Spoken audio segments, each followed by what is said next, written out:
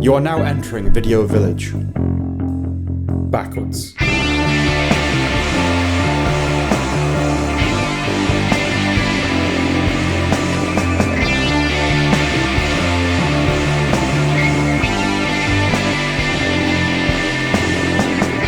Coming up, Sam catches y'all up on some things.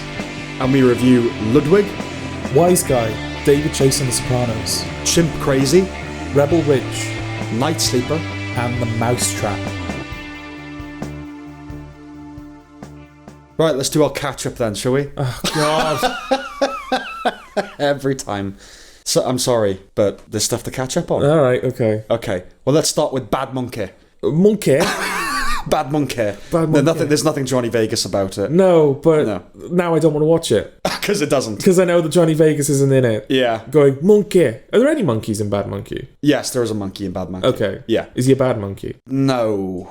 I don't know. Okay. Oh, is it one of those things where, like, the main character is the bad monkey? No. quote unquote? No. It's. I think it refers to like a curse, maybe Okay. or something like it's a cursed jade monkey, you know. Oh, right. Like an Indiana Jones film. I'm not really sure, to be honest. Okay. But anyway, it's a Miami private investigator breezy comedy drama thing. Okay. I know Vince Vaughn is the guy. He's the main guy. Yeah. He's well cast. Okay. Yeah, they used him very well. It's fine. Zach Braff pops up in it, and it was nice to see him again. It feels like it's been a while. Yeah. Because this is created by Bill Lawrence, who created Scrubs. Oh, okay. Rob Delaney has quite a prominent role, and it's nice to see him in something quite big that's not Deadpool.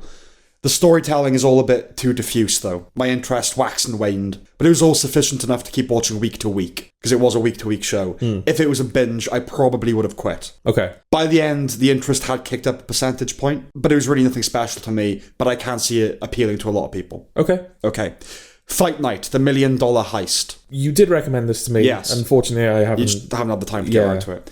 It's a wiggy period piece, directed by Craig Brewer, helmsman of Hustle and Flow, Dolomite Is My Name, and Coming to America. Okay. He's a white chap, and those are all black films, obviously. There's an article that I saw, I think it was on Variety or something like that. An article with him justifying why he makes films with predominantly black casts. Okay. Because he has to. Because he has to justify Yeah. it. Kevin Hart is in this. He's actually half decent. More than bearable. Kevin Hart. Yeah. Yeah. I know. I mean, just being bearable was a revelation. Yeah. Okay. But he was actually alright. Well, that's the thing. Like, I think I commented on it briefly in the Borderlands review we did. Feels like Kevin Hart's trying to pivot away Yes. from comedy now, and I don't know if that's intentional. Probably. Yeah. He's probably his agents have probably told him now would be a time in your career that you might want to start trying for that Oscar or something like that. That's interesting. That's the direction they think to go. Like, not, you should get your own show. Maybe he has his own show. I don't know. I think he's like the biggest comic in the world, pretty much. Or he was. It's Yeah. like done that. What's the thing? Like, Dave Chappelle, Yeah. on one of his own stand-up specials, did a whole bit about how great Kevin Hart is Yeah. and how much his sons love him. Yeah. To kind of have that badge of honor on your like in your achievement cabinet or whatever. Yeah. Where'd Yeah, you go with him, I suppose? Well, yeah, maybe that's it. Yeah, Maybe yeah. it's like when they win the Oscar, it's like, okay, well, I've done it now. But it's also just, I mean, I don't know. It could purely be Kevin Hart wants to venture into more dramatic areas, but it's that kind of vanity, isn't it, of the comic going like, oh, it's time for my award performance now. Right. I mean, I think drama is a lot easier than comedy. Okay. But Kevin Hart has never been a funny comic persona to me on screen. Yeah. I've never really seen his stand-up. What I have seen, it's not quite my cup of tea. He seems like a black Michael McIntyre of America. Like, very... Like lowest common denominator. very broad. Yeah. But I could be wrong about that, but that's the feeling I get from him. Okay. But yeah, no, he's actually pretty good in this. He's getting closer to the sort of thing he should be doing, which is it has a comic angle to it, but it's basically a dramatic role. Okay. And yeah, he was good. It has the tone of something like Dolomite Is My Name, occasional hints of blaxploitation peppered throughout, crash zooms, split screens, funky music. Black Guy Ritchie movie with its cast of colourful gangsters. The second episode really cemented its quality for me. So it's essentially about Muhammad Ali comes to fight in Atlanta in the 70s, and this local kind of hoodlum that's trying to make it big lures a bunch of high-profile gangsters to a party, and this is how he's going to sort of get noticed. And the party gets robbed, and they think he set them up. And that kicks off a backstabbery kind of, interwoven thing. But the second episode, it goes into the backstory of the people doing the robbery and how they were pulled into it. It's like, oh, there's actually there's dramatic weight to that, which I didn't expect. Okay. It's very well written. The dialogue is great. It's a very good cast. There's an interrogation scene between Samuel L. Jackson and Don Cheadle that's very good. Right. Terrence Howard is in it. And Terrence Howard's kind of fallen into a weird rabbit hole lately of maths, where he's trying to prove that 1 times 1 equals 2. Okay. He was on the Joe Rogan podcast, and Rogan brought in Eric Weinstein to discuss this. Right. He's trying to disprove like some fundamental aspects of mathematics. Okay. So I thought, oh god, he's done in Hollywood. Like, they're just going to wash their hands of him. And he has had historic domestic assault allegations and all that sort of thing. But he's good in this. Like, no, the man can act. And he has fake hair. And I really liked his hair. Okay. It's that Cat Williams hair. The kind of straight, but curls out at the bottom, black man thing. Oh, right, you know what I mean? yeah. Like, not his hair. Yeah. But just him walking around with his little pimp stick. It was good. Right. Sinquel Walls, who played one of the robbers, is not someone I was familiar with before. He was a standout for me as Mac Rogers. But spoiler, he dies. And I felt bad when he died, which was a surprise to me. And that whole sequence was a surprisingly dark turn for the show. There's a scene in the final episode that almost feels like an homage to Pulp Fiction. An older Jules Winfield with his gun at someone's head talking religion.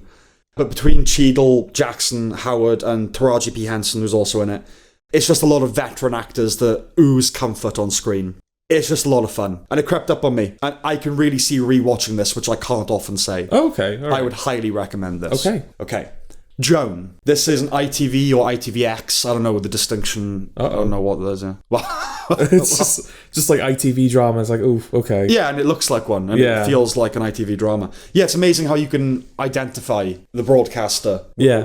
But not even through the content, just through its kind of vibe. Yeah.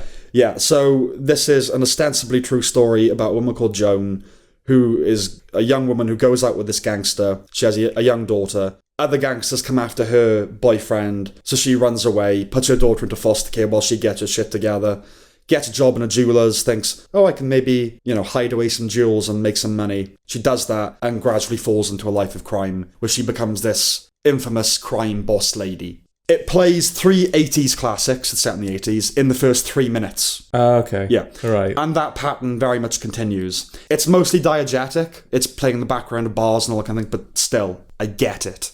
Sophie Turner is pretty good, but like Hitman, it isn't the performance kaleidoscope that it wants to be. So it's a lot of her in wigs trying out different accents, and she didn't pull it off for me. Right, okay.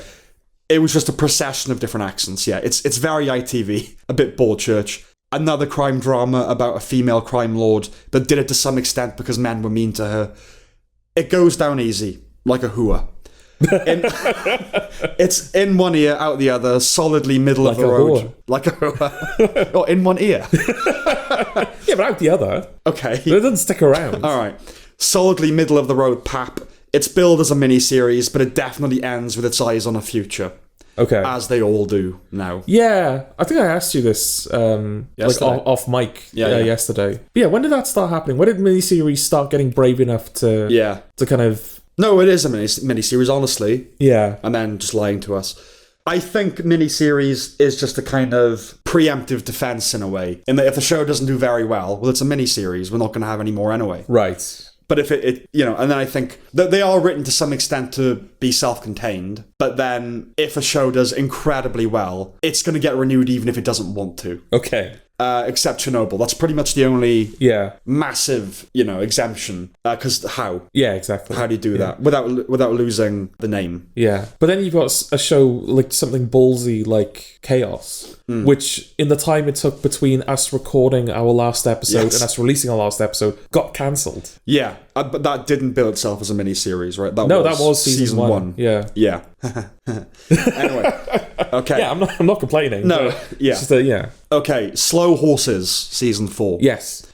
It's a sleeper gem, is Slow Horses, isn't it? Yeah, I don't know if there was just a massive jump in quality this year, but I remember watching the first 3 seasons of Slow Horses. Because I think the first 2, they came out in the same year. Yeah, like one came that was out the plan originally, yeah. Came out in the spring, one came out in the autumn. Then the 3rd season got delayed a bit because of COVID, I think. COVID or the strike. Yeah. Oh, yeah, the writer's strike both as have well. Probably hit, yeah. Whereas now it seems like they're on track to do 1 season every year. Because at the end of each season, they've always got previews for the next one. Yes. So it's clearly being filmed. In production, yeah. Yeah. And yeah, those first 3 seasons, they just kind of went by and I was like, yeah, nothing wrong with it. Yeah. But there was something about this season where I was like, Have I not been paying enough attention to Slow Horses? Because this seems pretty good. Yeah, you know what? I don't know. Yeah. I mean, I kind of felt the same thing. Not like a major leap, but I think season 3 was the one that felt different to me. Where it was, this feels different than the first two. Yeah. I'm not sure. And obviously season 3 is the one that kind of broke through Yeah. in the awards and all that.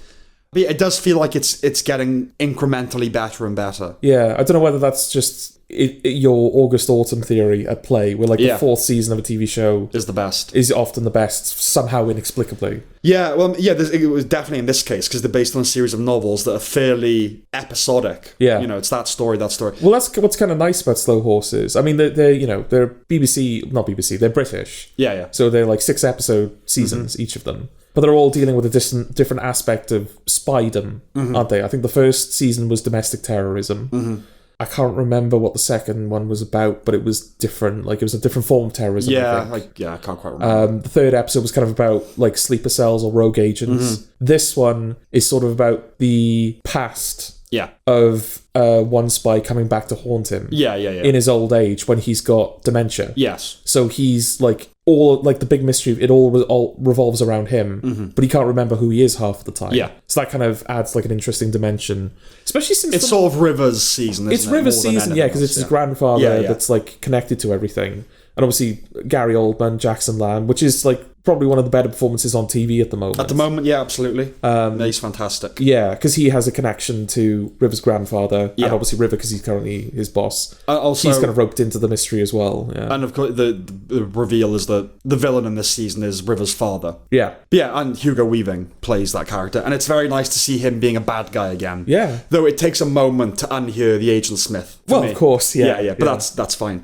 It's high class pulp, isn't it? Like, I wonder how the books are written, because I can see the books actually being not very good. Okay. In terms of how they're writing, maybe the plots are good, and that's really people who read thrillers like that. That's what they're after. They want good plots. Yeah, I don't know what the writing is like, but I can see this being the kind of thing that improves upon the source material. But there's like 10 of these books. You know? So I can just see them just going to keep making season a year. Like, why wouldn't you? Well, absolutely. Yeah. Like, so far, I'm not tired with it. No, in absolutely. fact, Just keep it I coming. enjoyed this season more than the others. So Yeah. they're doing something right. Yeah, and like I said, each season's based on a novel, and it feels like it. They're the kind of novels I would have read as a teenager. Yeah. Really into that kind of spy thrillery kind of stuff. It's nice as well, isn't it? Because it's like they're competent spies, but they're like the shame unit, aren't they? Yes. The slow horses. They're sent away because they can't be gotten rid of. They fucked up somewhere, basically. Yeah. Yeah, it does a nice job of balancing their incompetence and their competent. They can't be complete dolts. Yes. And like Gary Oldman's character really isn't. He's sort of a genius. Really. Yeah, no, he's probably one of the best spies they've got, but just Yeah. for whatever reason they can't have him in. Well, he's just kind of maintains no standard of personal hygiene. Yeah. It's just kind of rude. It's just a prick. He's good at what he does, but it's just a complete... You can't have a bloke like that eats kebabs like at headquarters. You know? God, he really is disgusting. Yeah, he's isn't he? gross. Yeah, I love the first episode where it's just the first like shot is him passed out on his couch, just like blitzed, and just, he's got kebab all over him. He's like, oh, what's going on? And then he goes to the crime scene, has to get like paracetamol out of the cupboard. Yeah. It's nice as well because I think there's a shot in one of the episodes where you see his photo for the MI5 database, which was probably taken at the time that he was a proper agent. And he doesn't look completely different, but you can tell they've cleaned him up a bit. Yeah. And that was a nice little detail that they didn't just take a picture of Gary Oldman like as he is in the show. Like it kind of shows like, oh no, Jackson Lamb wasn't always like this. Or still from Air Force One or something like that. Yeah, they do that a lot. Yeah, no, it's funny now because obviously he has to keep his hair long. So if you see him at award ceremonies, he has a ponytail. That's like him cleaning himself up, you know? Yeah. But it's like a British Reacher, isn't it? It's that kind of thing. Yeah. It's sugary, it's profoundly palatable, it's not digging deep, and that's perfectly fine. It's pulp, but it's very varnished pulp. Yeah. Okay. Wolves. I hate that title. I hate the title. I can see what they're doing. Yeah, I see what they're doing. It's a title but it's with such a a purpose. frustrating title. Yeah, but it's got a function, you know? It does, yes. It's been a while since I've seen George Clooney and Brad Pitt in something new, not to mention together. They're both old school film stars, not that the box office cares about that anymore. Amy Ryan, who plays the woman in the beginning in the hotel. Yeah, in the hotel. Yeah. She's been really underserved by Hollywood. Okay. If you see her performance in Gone Baby Gone, you'll realise that. She was Academy Award nominated for it. And now she's just kind of in things, you know? Yeah. the instigator's adjacent for me. I know you're going to quibble with that. A little bit. But yes, but by which I mean going for funny and zany in that capery way and being not that. Well, the film very much relies on the fact that it's starred by George Clooney and Brad Pitt. Yeah. Like, that's its big... Star power. But the thing, star power doesn't really matter anymore. At least not for them. I don't think they have the star power they used to. Okay. Well, I think most people watch this because George Clooney, Brad Pitt. People of our age, just like, oh, George Clooney and a thing, you know. Yeah. But I don't think they have the star power that, like, put bums in seats anymore. I mean, did this even get a theatrical release? Yeah, it's on Apple, It's on Apple. Yeah. Which is depressing as fuck. The Scorsese's having to make films for Apple. No. They do get a bit of a cinema release, but still. Yeah. No, yeah, I would quibble with it slightly. And I don't know whether I watched it at the right time or when I was just in a good mood or something. But, like, I watched this, like, 11 o'clock at night. I got into bed, put on the film, watched the film, and then when the film was done, I went to sleep. Oh, and I was like, yeah, this was nice. Okay, all right. Well, that's part of the experience then, is because you know you're about to sleep. No, because I'm not trying to be like, it put me to sleep. No. I'm not saying that either. I'm saying that, like, it's the last thing of the day and you know the next thing is sleep. And if you're, like, nice tired, you're going to enjoy it. Okay. Lulled into it. No, I mean, I can't... It's not something that I'd go, like, how could you like this? It's fucking awful. Yeah. It just was, like, kind of a big nothing to me, really. Okay. I mean, it's really going for that zippy, almost heist movie thing. Yeah. Like Oceans or something like that. Down to the score. The score's very that. Yeah. It was just surprisingly muted. And very obvious as well. Yeah. I thought. But I don't know. It didn't work against it for me. Okay. There was, like, the opening sequence with Amy Ryan in that hotel room. For me, it kind of played out very similarly to the beginning of The Invisible Man, the 2020 Invisible Man. Okay, that's, I'm not saying, quite a pull. Yeah, I'm not saying that these two are of equal quality. Yes. But obviously, it's a very good opening sequence in the Invisible Man, where she's trying to sneak out of the house, and it's dead silent. Yeah. And she's being incredibly careful, and there's like a tension that's rising because you don't know what she's trying to get away from and everything. Yeah. And then the first big jump scare of the film is she kicks the bowl of dog food. Yes. And that kind of triggers, like, the end of that sequence. Yeah. And it kind of reminded me of that, where, it was just like, I mean, you've got that opening shot of the film where it's just the cityscape with her just going, fuck, like, silently. Yeah. And then it goes into the room and it slowly reveals the situation to you after the fact, and it's her, like, calling the phone, and then, all of that kind of plays out quite nicely. And I don't know, I was just like, it kind of worked for me in the beginning. I will say, I am surprised that you liked it. Okay. But not, like, appalled. Right. It's just, I thought we'd be much on the same page. There's little that I can argue with in terms of what you said. Yeah, it's very shallow. Yeah. It's obvious in certain parts. But I don't know.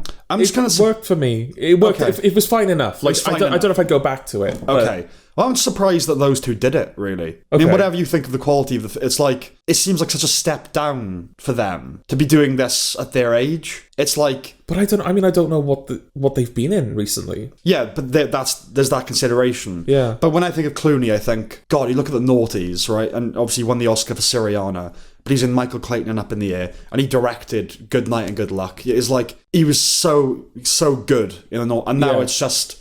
I don't know, it's just a shame, just a bittersweet thing of like, oh, it never really happened. Like, I think he's still directing films when he can, but they're not what they used to be. Yeah. Film isn't what it used to be. But, I would concede that it's marginally more of a pleasure seeing those two together doing this stuff than Matt Damon and Casey Affleck. Yeah, I mean, they are very capable hands, aren't they? Yes. George Clooney and Brad Pitt. And obviously they have a history with film. Yeah. And in fare like this. But to me, it was a one-shot. The novelty's over. Now, that and The Instigators would kind of be on the same level for me. But it probably is a little bit better. Yeah. I would say so, yeah. Is that it? Yeah. Okay. Yeah, I don't know what you take away from that, listener, but... Well, I think you should at least take away what we thought about it. Okay.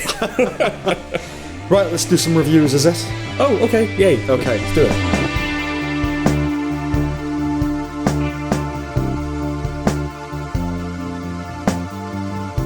Ludwig. Have you seen this? I wasn't able to get You wasn't able to get around to this. it. Okay. But we'll see if that matters. Yeah, it won't. Okay. I don't think it will. So Ludwig stars David Mitchell as David Mitchell. Don't they all? Don't they all? His twin brother, identical twin brother, goes missing. His brother is a police officer, detective. So his brother's wife asks him to go into the police department as his brother to retrieve some files that might point to where he's disappeared. Yes. So he does this and is then pulled into a case by someone who thinks he's his brother. He enjoys it because he's a man who enjoys puzzles.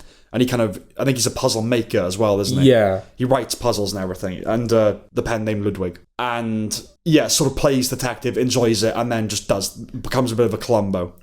From the off, there are only murders in the building vibes. Okay.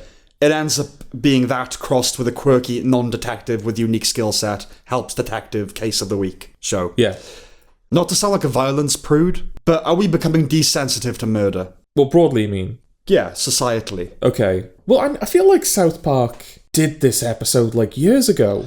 I feel like there's a constant conversation about, we're becoming desensitized to atrocity and everything. I think they did an episode where, couples were watching murder shows as like an aphrodisiac. Okay, well, that's the thing. There's a fascination with true crime in general, but it's become recreational, relaxing even, entertaining, you know? People fall asleep listening to that stuff. I'm as intrigued by the macabre as much as the next white girl. But there's been a spate of fun murder mysteries that are pretty light-hearted about the whole business. Yeah. So you get Knives Out, Only Murders in the Building, Poker Face, See How They Run. I know that whodunits are functionally fun parlor games. Yeah. I'm not saying these shows are doing anything immoral. I'm not Maxine's dad. And there are plenty of drab, miserable, bored church murder shows that we could complain about too. Yeah. But this playfulness around homicide does feel a bit new. Yeah, you wouldn't get, like, only rapes in the building, would you? Only rapes in the building, yeah, exactly. And I think that's a direct result of the popularity of true crime podcasts and documentaries as entertainment. Netflix, basically. Yeah. And I don't know really what to make of that. But I do know that Twitter now is apparently infested with videos of people getting killed. Okay. So something's changed in the algorithm. Why is Ludwig the one that's kind of put you on this line of thinking? It's simply what occurred to me when watching it, but I think maybe, after Only Murders and after Knives Out and after Poker Face, it's like, we're getting a lot of these Agatha Christie-style murder mysteries, but when you actually think about what's going on... Yeah. So it just got me thinking about, like, murder. And someone's murdered and... Murder. Yeah. It's like, it would be nice to see things that deal with that seriously. And I'm not... Like, you've got your CSIs and your... They're all about, like, serious... I don't mean that, because it's just pure, churned out... factory setting format. I was wondering if we would throw Elsbeth into this camp as well. But I do think Elsbeth does pay lip service to the fact that this is not good. No, Elsbeth is Knives Out is really good and everything. And Elsbeth is a cut above the other TV shows, definitely. Yeah. But I feel like there's a couple of episodes where at the end when the killer's caught. Yeah. There's like one where it's like a bartender. Mm-hmm. There's like a woman, like one of his favourite customers is being hard done by for some reason, so he kills the person that he thinks is ruining her life. Yeah. Turns out he's killed the wrong person. Yes. So at the end, they kind of trick him into confessing. And he says, I did it for you because, your life was so tough and I wanted you to feel better. And they were like, someone died. You killed a person. Yeah. And that's the thing. It's, I'm not saying everything has to be very forensic and existential about the business of murder. But you look at something like Crime and Punishment, right? Okay. Which is a book, massive epic that revolves around one man's kind of lonely thought that, could I kill someone and get away with it? So he plans on it. It's his landlady. He does it. And then one murder. And the whole book is the psychological fallout of that. Will I be discovered? Starts kind of inserting himself a little bit into the police investigation. And I'm not saying, they have to be these 600-page deep dives on the psychology of a murderer. And, the ethics and the morality of taking a life and all that kind of thing. But it does feel like it's become a lot more casual, And I don't know whether that makes me kind of prudish or not. Okay. But that's what I thought anyway. Right. But yes, if you're going to do a murder mystery that focuses on an amateur sleuth who's obsessed with puzzles, David Mitchell is your man. Yeah. It's interesting because, I've seen Peep Show, so I've seen David Mitchell playing a character as much as he can play a character. Yes. But more recently, I'm familiar with his work on Would I Lie to You? Yes. So I kind of expected, going into this, it would feel like that. Okay. It would feel like the show was kind of giving him things to criticize. Mm-hmm. And there's an element of that. Oh, okay. There's an element of that, but it did feel more like he was trying to play a character. So it's like, okay, it's more than I expected from David Mitchell and the show as well. Okay, all right. It's pretty much what I expect. I mean, David Mitchell, I suppose you've got the two strands of, judgmental and critical. Yeah. And then kind of nebbish and socially awkward, and this is doing the latter. And that's what's interesting, is I completely buy David Mitchell as this, like you said, nebbish, awkward puzzle maker that's a recluse. Yeah. That can't cope with the idea of being around people. Mm-hmm. But the idea that he's got an identical twin brother that was in the police force, that was presumably this like normal guy who's like competent. Yeah. That's the thing. Even though we never see that character. Yeah. Or at least I don't know, because I've only seen a couple of episodes. Yeah. That was the thing that I found the most difficult to kind of accept out about there the show. was like an alternate universe. There was another David Mitchell. There was like a normal David Mitchell. David Mitchell. Yeah, I mean, I suppose his personality and What I Lied to You is it's overtaken his persona to some extent, which is, I think now David Mitchell in real life is married, has children, is happy. Yeah. And is quite confident on those panel shows. But Mark Corrigan is not that. No. And I think to some extent, he's kind of overtaken the screen persona. It's light enough to get through. It's pretty obvious, if not bad, and it does get old. It's something I would typically have been 50-50 about continuing. But then I saw that Carl Pilkington was in it. Oh, right. And they very cleverly hold him back. Yeah, I never saw him, I don't think. I saw his picture, but I didn't see... Yeah, that's the thing. Yeah, I saw his pictures oh, is that Carl Pilkington? Yeah. And they knew what they were doing, because they show you a picture in the first episode. You hear his unmistakable voice at the end of the 4th episode, where his first line is, "What do you think you're playing at?" The anticipation at the centre of the show wasn't, "Where's James, his brother?" It was, "Where's Carl Pilkington?" And I mean that without exaggeration. I did not care about the plot. I did care about seeing Pilkers. Yeah. I did. I can't recall a time where I and a show have been at such cross purposes. Okay. But I think there's a built-in audience that will be watching it for none of the reasons the creators care about. Okay. Ricky Gervais fans that want to see Carl Pilkington. Yeah. And I think they know that, the cynical stunt casting bastards. He pops up briefly at the end of the penultimate episode. Not much is asked of him. He's fine. But boy, if ever there was a man not built to be in show business. Yeah, but that's all we get. But he's clearly part of the show's future plans. He's part of the kind of the central mystery. And, if it gets renewed. So, congratulations, show. I see right through you, and yet I can't care. So you're stuck watching this I'm stuck watching it until you get your dose of Pilkers. My fill of Pilk. Yeah, fill of Pilk. That's it, really. Okay. Yeah, from what I saw, do I have any other notes? The show has a bad case of silent protagonist syndrome. I think it's called. I don't know if that's the colloquial name for it. SPS. In video games, Half-Life 2, that kind of stuff, where you have a silent protagonist, yes, the supporting cast have to do all the talking. Yes. So they kind of need to have both sides of the conversation. Yeah, okay. So you'll be in a lift, and Gordon Freeman will just be standing there, and someone will turn to him and go, "Shall we go and do this?" And then he doesn't respond, and they go, "Yeah, I think we should do that." Yeah. As if he's talking to them. Yeah. This show kind of does that with David Mitchell, at least in the beginning. I don't know if it carries on. Yeah. Where, obviously the whole joke is that he's struggling to play the part of someone that looks exactly like him. Yeah. And so people are coming up to him, expecting him to know things and be able to do things. And he's not giving straight answers, and he's being evasive and kind of like second-guessing his way through everything. Yeah. But because the show needs him to succeed, everyone's just kind of talking themselves into being convinced that he is who he says he is. In video games like that, it's the contrivance is, you just have to have characters talking and react, acting as though you're not talking is normal. Yeah. Yeah, with this, it's the contrivance of, he just keeps getting handed life vests. Yeah. It's just like, oh yeah, don't worry, you don't have to talk your way out of that or smart your way out. Which for a character, that the whole thing is, how do I solve puzzles? Yeah, that might be a good opportunity. Yeah, absolutely. It would be a good chance to show his intelligence. Yeah. You can show that he's kind of out of his depth, but then that he's able to think his way into... Yeah. But like at the end of the first episode, when he solves the murder, and they take him back to the station, and his new partner is like, "Man, that was like well impressive," or whatever he says. Because he's black. Oh yeah, I forgot he was. Yeah, no, that wasn't. That's well impressive, fam.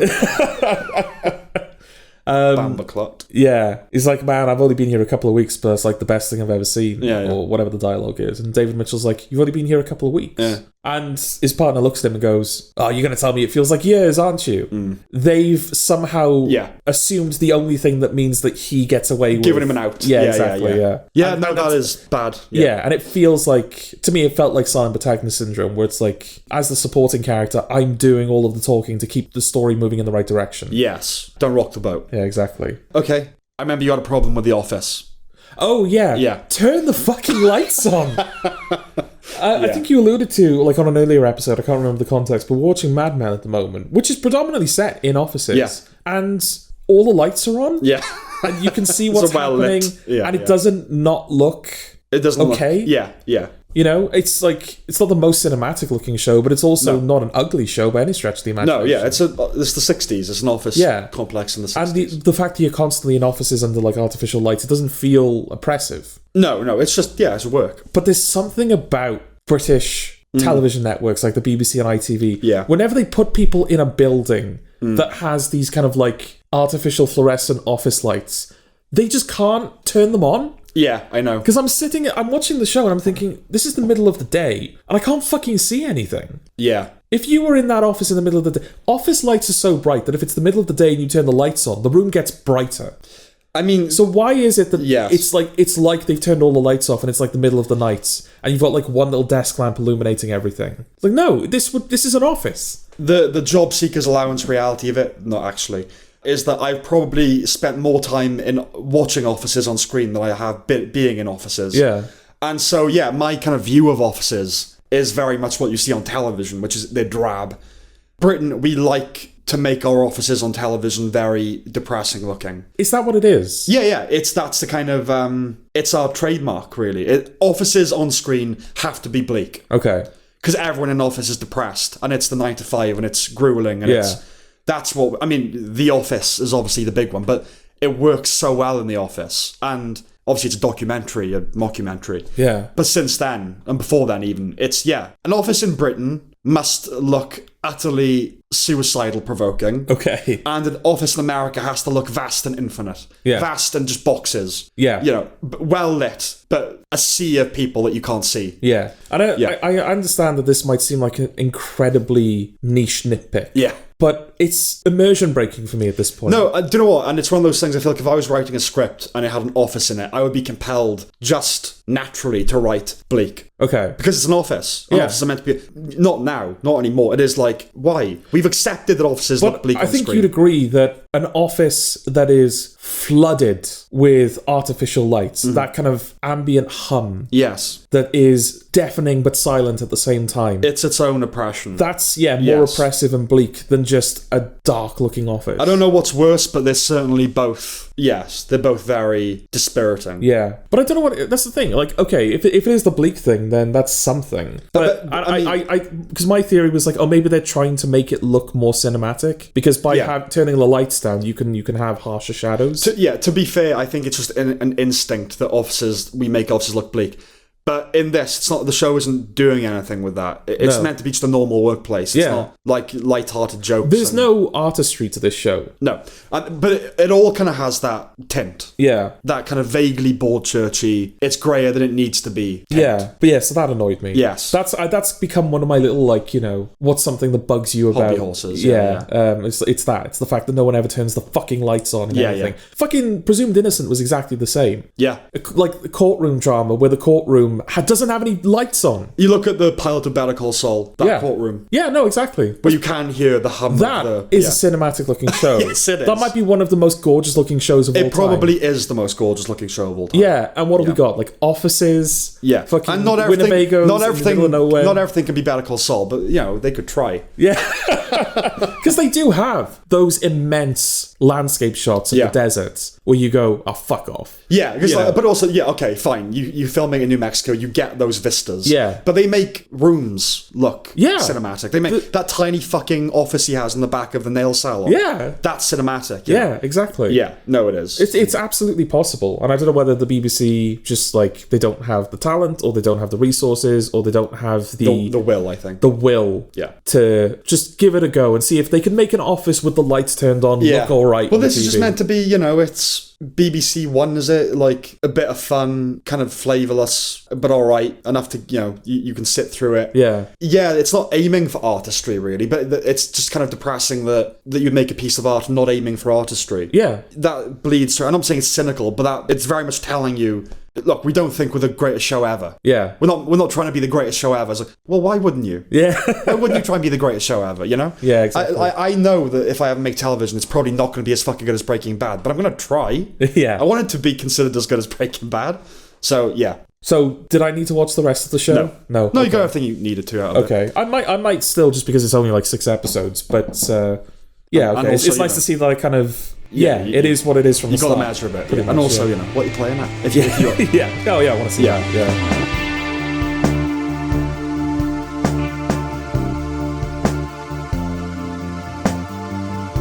Wise guy, David Chase and the Sopranos. We've foreshadowed this a couple of times, haven't we? I think we have. Yeah. Was there a reason for foreshadowing it? Presumably. Okay.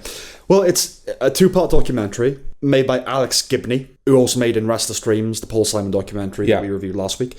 It's a very well-made documentary. Alex Gibney is among the best. But if you're not interested in The Sopranos or how television is made, it's not for you. Yeah, probably. I would say that the beginning, in particular, is very off-putting. Even if you are interested in the subject matter. Because they, I think you alluded to this, they put David Chase in a replica of Melfi's office. Yeah. And that's the backdrop to all of the interviews that they do with him. Yeah. And it's like kind of framed as one long session, really. Yeah, exactly, yeah. And yeah, he kind of starts off by saying, like, you know, oh, I fucking hate talking about myself, but, you know, you seem to put so much effort into this, I felt bad for not turning up. And then I think to kind of, as like a fun contradiction to that, they do a sequence afterwards where David Chase is talking, but all of his dialogue is overlapping to kind of give the impression that he's like spilling the beans. Well, because that ends kind of with a punchline, basically. Yeah, he is just talking about his youth, which they might have had to drag out of him over hours and hours. Yeah. And yeah, then he just kind of goes, fucking all this fucking talking, I'm fucking sick of it. Like, he gets disgusted with himself. Yeah. And that made me like him. Yes, a lot. Definitely. But that montage, that's like a good 5 minutes. It was disheartening. I was like, it can't be this. Yeah. Surely it can't be. I'm all for like getting as much information as you can. But yeah. And I think it's fine that you have to be, because why would you watch it if you're not a fan of The Sopranos or TV or whatever? Yeah. Especially since this like spoils it. Oh, like, this is like, they go into like the ending and everything. It's a proper post-mortem, as it were. You know?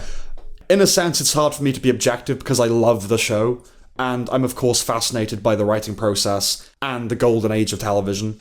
Yeah, but the intro, it's a nice, seamless blend of footage. The pre-credits, they have that breakneck pace with snippets of audio beginning before the last one ends.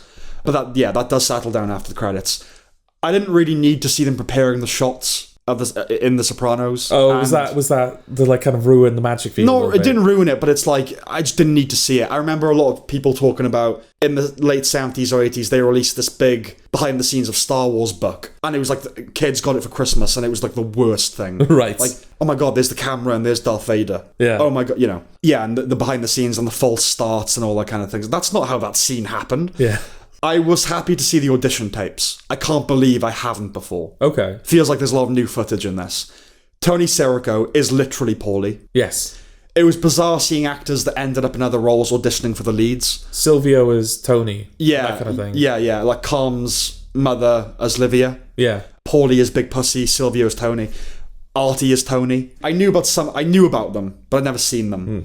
It does suggest an alchemy in the casting. Yeah, I think they say it. They might even say it in the documentary a couple of times that like everyone just happened to fall into the right place, didn't they? Like the show wouldn't have worked if any two actors were swapped. No, I do. I mean, you know, it's always you can never know, right? But I just feel like if it wasn't James Gandolfini as Tony Soprano, it's just a fundamentally different show. Yeah, it really is. I would have loved to have watched The Writer's Room just for like one episode to see them break one episode. I mean, they do. You get bits of The Writer's Room, but you never hear the conversations or anything. No, you don't hear the conversation. But I mean, the way they kind of frame it, there wasn't really much in the way of conversation. No, he used to go off and just sleep. Yeah, he used to go.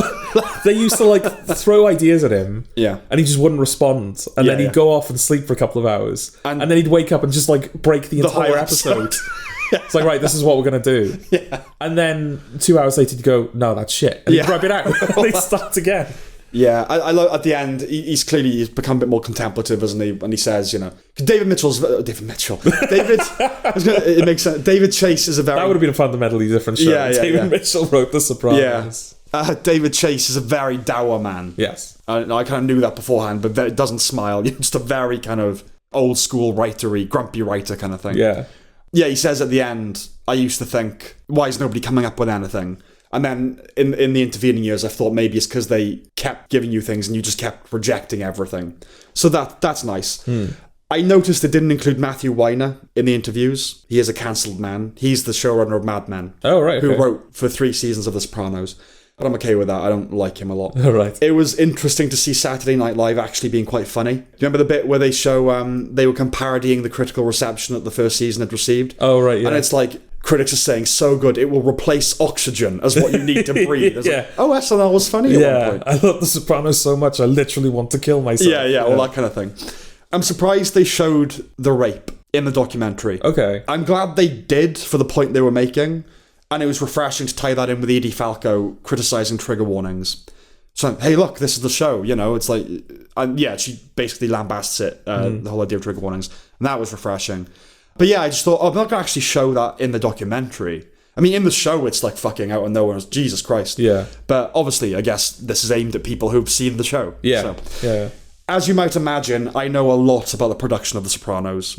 If you like this and you can read, I would suggest Difficult Men by Brett Martin, which is a book that explores male anti-heroes in the golden age of TV. So Vic Mackey and all that kind of thing.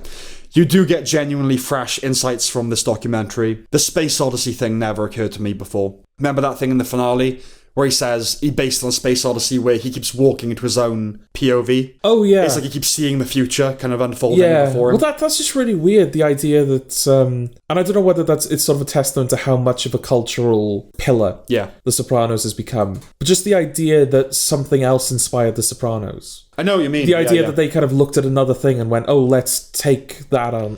And and of course, the Godfather and Goodfellas, he said that he loved, but you think, they're mafia, but they're doing something so different. But but no, The Sopranos is totally its own thing. The fact that it's sort of borrowing a technique from another film just seemed weird to me. Yeah, I mean, he talks about his influences, doesn't he? It's like Godard and Buñuel and that kind of thing. And I think the key thing with The Sopranos is that was a failed filmmaker. Yeah. He always wanted to make films. TV was a compromise. Yeah. And so, he was influenced by film, and that's why you get The Sopranos, you know. It was kind of interesting as well to sort of know his story, that, you know, he wasn't this... It's not like Breaking Bad, where they were nobodies. They were down and out.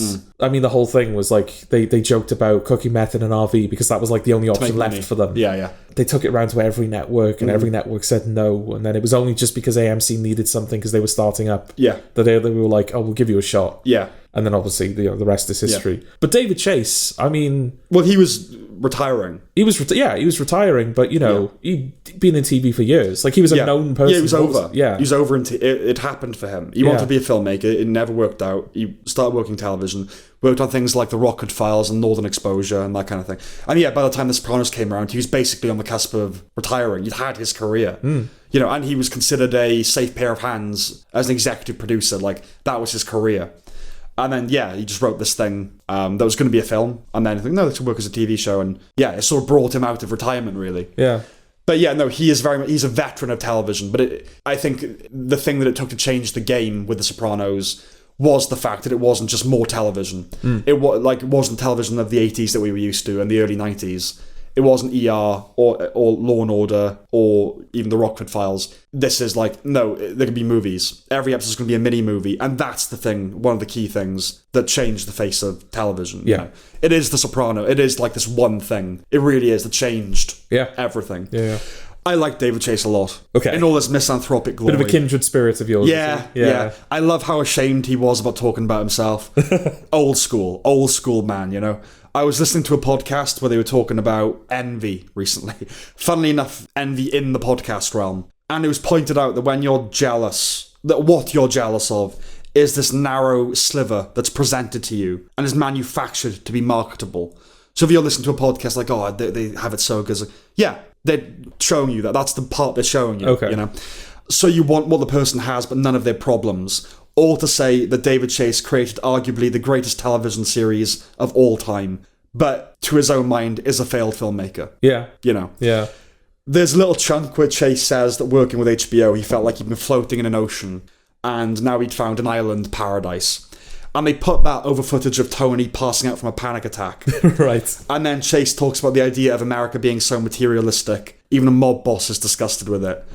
As they show Tony berating his capos for failing to generate revenue. Were they pointing out contradictions? Because you spoke about the thing about, you know, it's all this rapid fire thing, and then it's him going, fucking talking, you know. Yeah. I don't think they were going like, oh, he's contradicting himself there. I think they were just kind of showing that he's maybe it's more complex than he's letting on. Yeah. Because why would you choose that footage to go over him saying... Because what they do throughout the whole documentary, right, is they clearly parallel him with Tony Soprano. Yes. He kind of put his experience into Tony Soprano. Well, I mean, that's sort of... If there is a premise to the documentary, it's that... Who's David Chase? Yeah, who's David Chase, but also... Yeah, I mean, a big part of the first episode is Livia Soprano is David Chase's mother. Oh, yeah. Basically. Yeah, I mean, that was the inspiration for the show. Someone said, you should write about your mother. Yeah, exactly. So there's this kind of autobiographical, a sort of fictionalization of his life. Is that component to The Sopranos that they really hone in on. Yes. But then just being a leader, and, obviously he had his writers, and Tony has his capos and all that, and they showed that bit where he's talking about, have no idea what it's like to be at the top, all the shit I've got to deal with, and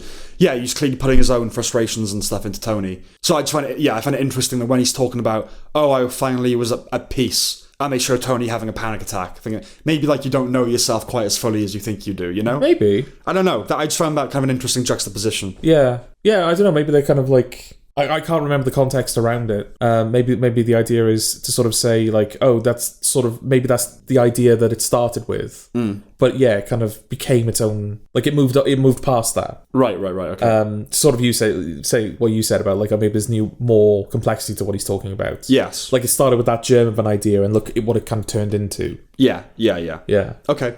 Well, the best thing I can say about it is that I left feeling like I genuinely knew David Chase. Okay. I never knew he'd had that revelation about his mother that he talks about in the documentary. Yeah, that's quite something. Yeah, I feel like, how did I not hear that before? Yeah. Should we explain that, or...? Well, I'm assuming we're recommending the documentary, Yeah, right? 100%. Do you want to leave something to be discovered? Okay, yeah. Basically, he kind of sort of had a very fraught relationship with his mother, and then he sort of kind of discovered something later in life that contextualized her for him, and he's like, I guess it wasn't that bad for me, Yeah.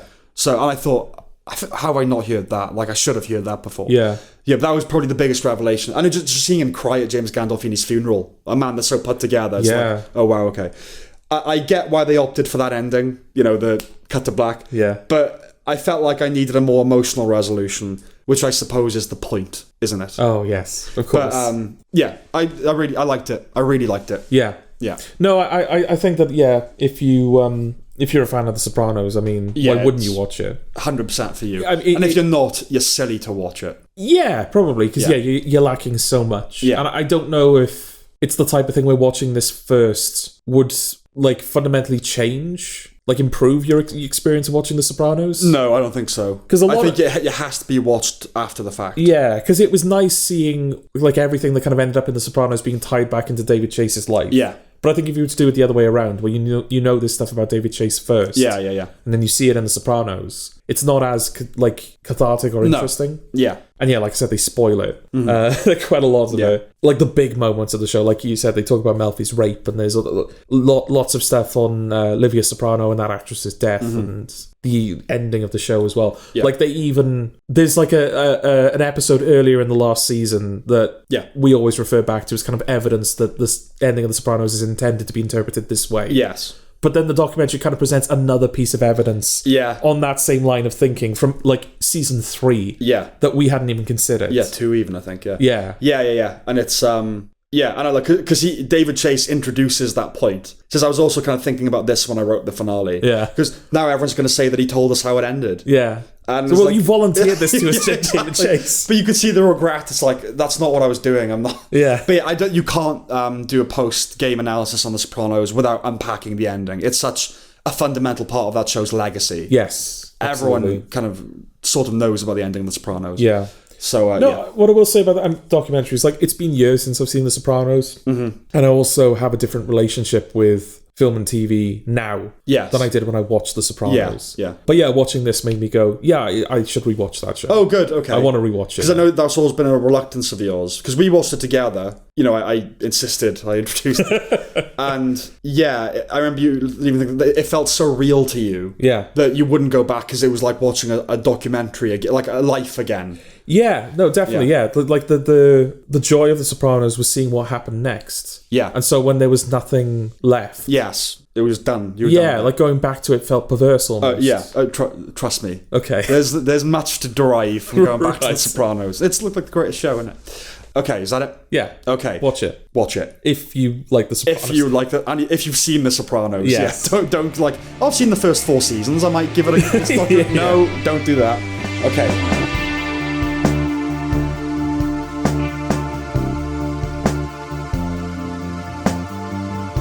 Chimp Crazy.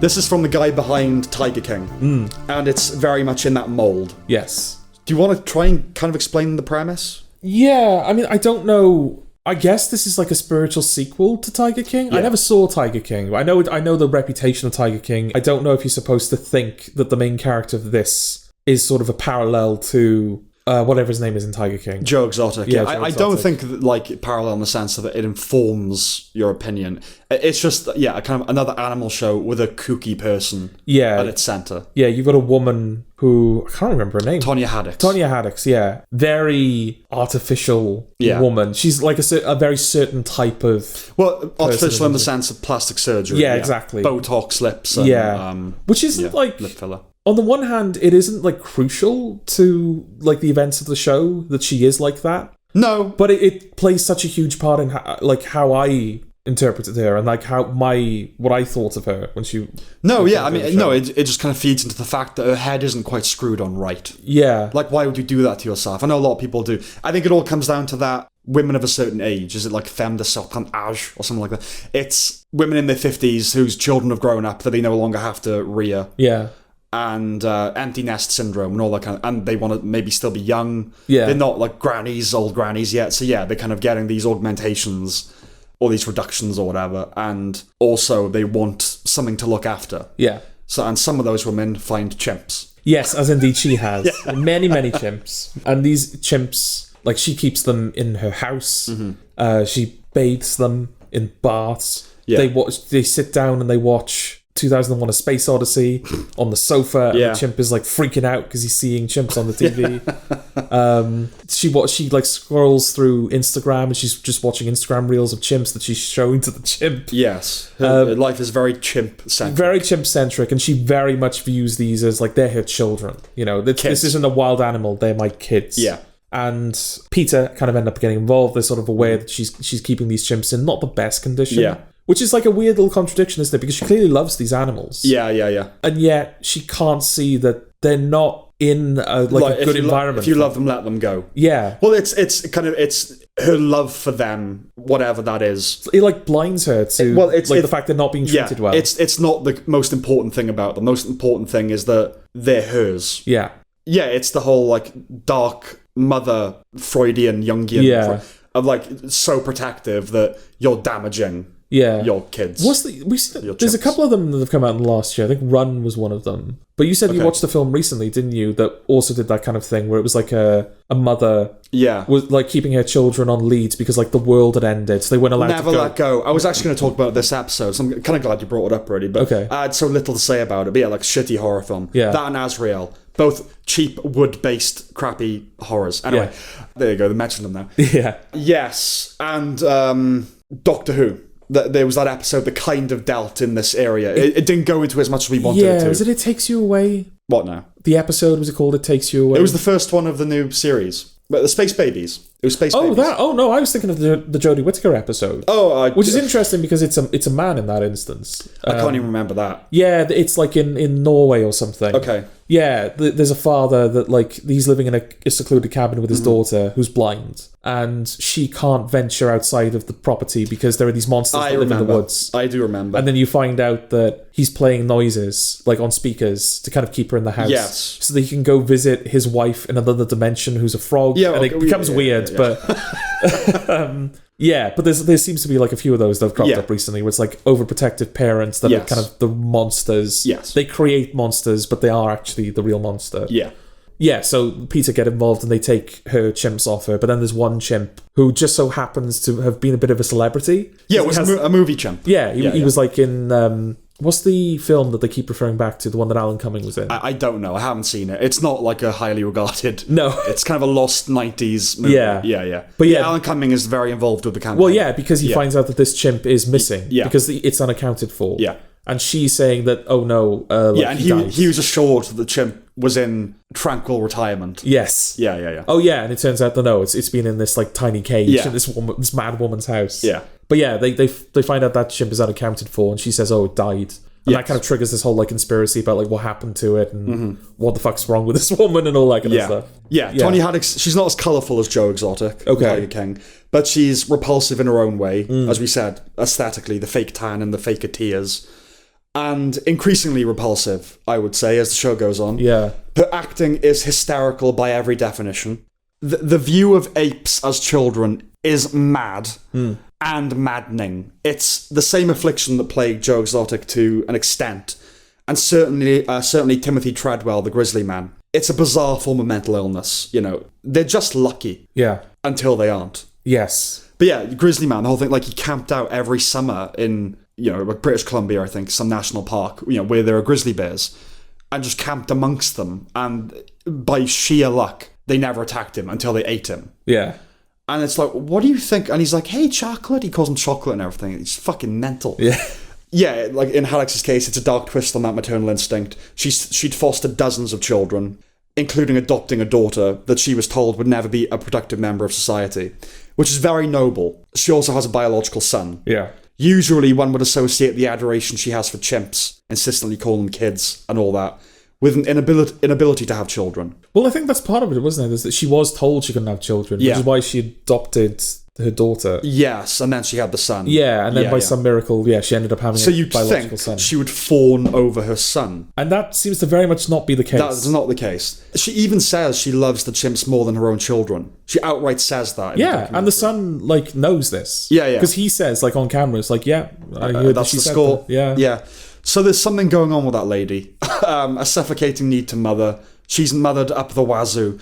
I think her son hits it on the head when he says that they're babies that never grow up. Oh, yeah. That's what chimps are, you know. Jordan Peterson talks about this all the time, the devouring mother. That's the name of the thing. It's a warped expression of femininity. I was familiar with the story documented in episode 2, which is the woman whose friend was attacked by her chimp. Yeah. And it ate her face. Yeah.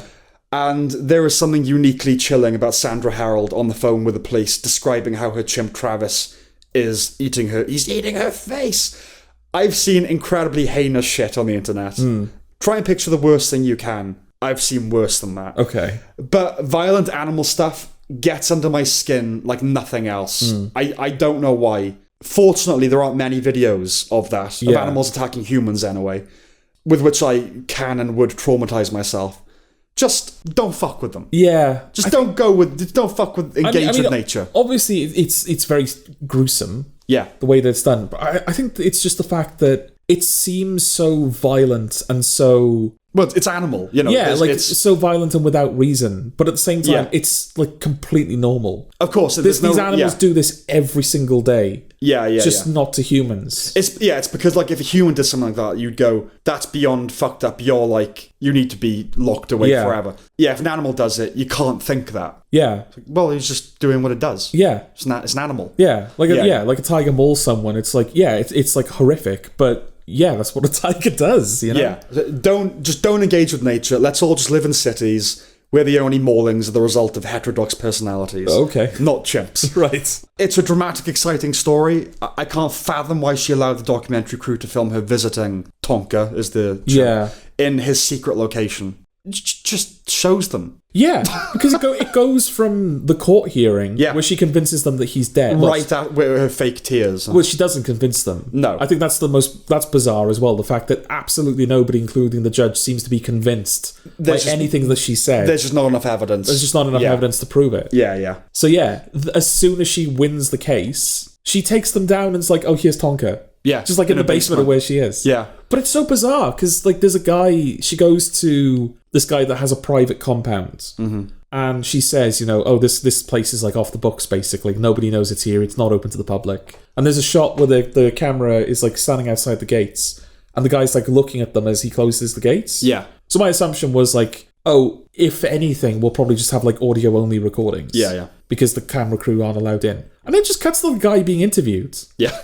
Who the fuck are these people? They must be good documentarians, or just that thing of I'll be on the telly. Yeah. It's so overwhelmingly convincing. But that's what's so bizarre about these people is they live such risky, dangerous lives. Extra legal lives. Yeah. And they're just letting these documentarians in. Yeah. Because earlier in the show, in the first episode, the guy, the director of Tiger King. Yes. Eric Good? That sounds right, yeah. Yeah. He has to get in proxy director. Because of his reputation. Because of his reputation in the animal community. Yeah. So he's well, she'll see me coming a mile away, so I've got to get a guy to pretend to be the director. Yeah. But, towards the end of the documentary, once they tell people, oh, this chimp is alive, she's shown us. Yeah. Because, I mean, she kind of figures out that they did it, and then through that she figures out that Eric Good is involved, and that it's the Tiger King people. And she still agrees to continue doing the documentary. It's so... I don't understand how... Like, there are some documentaries that are impressive because of their crafts. Yeah.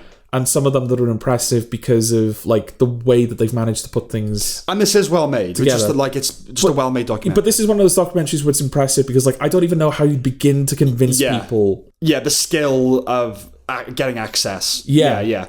Yeah, I mean, I know she's of an older generation, but, you know, kids, there was a big thing a few years ago where, you know, kids were asked, what do you want to be when you grow up? And instead of doctor and astronaut like it used to be, it's now famous. Yeah. Not even for doing anything, just famous. Yeah. I think just fame, just the possibility of getting on the TV. It's so just intoxicating to people. They're like, yeah, I'll risk it. Yeah. You know? But yeah, there's definitely a paradox there, you know, contradiction. And obviously things can be chopped and moved around, but it's hard to imagine any point in the filming process where it would have been rational for her to do that. Yeah. To show them that, you know? I'm glad that the fallout of that was the focus of much of the third episode, that its consequences were actually felt and documented. That was probably the best hour for me. Okay. Where it dived into these broken women that consider chimps children, tied in with the Buck story and the inevitable outcome of this attitude. It was a really well-made hour of documentary television, the third episode. I'd actually seen the Buck shooting video before too. That's the one where the police come in and they have to kill the chimp. It's good that the program makers examined their ethical obligations when it came to turning Tonka in. The initial impulse is that it was lip service, that they were always going to prioritise the story. They get in one journalist that basically advocates as much, so he functions as the surrogate of all wisdom. Yeah. You know, I thought, they're going to bring this one guy in who goes, yeah, you know, ethics and that, but hey, you're a journalist, the story comes first. But then they ignore that advice. Yeah. Yeah, and they don't get the opposing view in either. They don't get another journalist going, of course you have to turn him in. And of course they don't, because the opposing view would sink the project. But when they do blow the whistle, I thought we were good for them. I'm happy they got Tonka out. The final episode descends into self-indulgence, but it's nonetheless interesting. Of course, she's winging rationalizations on the fly when they talk to her. But the idea of coyotes smuggling a woman and a chimp across the border, that may be unprecedented. I'm surprised she wasn't prosecuted as well, just fined. After all of that, they just fined her, they slapped her with a fine. The documentary ultimately doesn't vilify her more than it needs to. In fact, by the end, I didn't loathe her, I felt some compassion towards her. If you believe Peter, she's purely cynically exploiting these animals. That may in part be true, but I believe she honestly believes they're half-human children. I think she sincerely believes that. Which is delusional, but it's not malicious. It's like Snyder and Blood and Honey. Does she really care? We'll never know. But I think the documentary provides ample evidence that she does. Okay. And by the end, I understood why these animal people hate Peter. I get it. They must come across to them as so sanctimonious. Well, that's what's interesting, isn't it? Because, like, Peter don't have a good reputation. No. And to me, they came across that way to me as well, actually. And I was for them getting Tonka out. But the way they come across, it's so kind of smug. Yeah. I know, we know what's best. Like, okay, maybe, but like, these people do love their animals. Yeah. And of course, you're just like these tourists coming in and, who the fuck are you? It's my kid. You know, they're mental, but that's how they see it. Yeah. Yeah, I'm not saying they're wrong, but they're impersonal as well. They come across as very impersonal. But if this were fiction, I think my loyalties would be torn between who I would root for, you know? Yeah. In the end, it's really a tragedy. It's a tragic story. Yeah. There's an incredibly flawed protagonist for whom you slowly develop a sympathy. She reaches a point where she might snap out of her delusion when she's attacked by a friend's chimp, but ultimately is so gripped by this fantasy. The show ends with her outlining this borderline psychotic dream about owning an island, populating it with primates, and living amongst them. It's pretty bleak, actually, in the end. But I thought it was a very good 4-part documentary series. Okay. I guess this is the part where I say I didn't enjoy it that much. Oh, okay. All right. Yeah. I did. It was this is kind of the inverse of the Wolves discussion where, again, I agree with everything you've said. Okay. And I do acknowledge that it's well-made documentary and everything. But yeah, I didn't love it. Didn't love it because, the content was unattractive to you, or because it just didn't grip you. You weren't that interested in it. I mean, yeah, maybe it's just that it didn't grip me. I get why there's all of these tangents over onto like other chimp stories, like Buck and yeah. You know, all like because I think every episode has one where it's like it's telling the story of Travis, Tonya Haddix, and but then it kind of goes over to like, and there's also this other story about this other chimp where he was like a local legend and he lived amongst these people, and then it like tore its owner apart. And like all of those stories, they play out exactly the same way. Yeah. Everybody loves the chimp. These women are like a bit damaged, but you know, it was good that they had the chimp until it wasn't.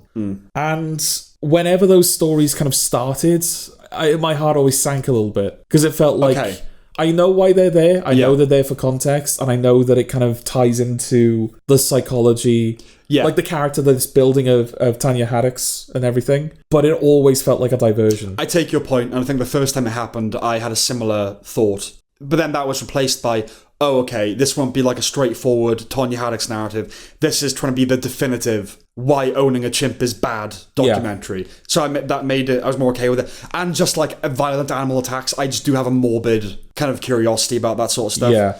But yeah, like I was familiar with all the cases really that they documented. Yeah. But yeah, I think if you're a newbie to all this stuff, it's a good kind of definitive documentary about it, you know?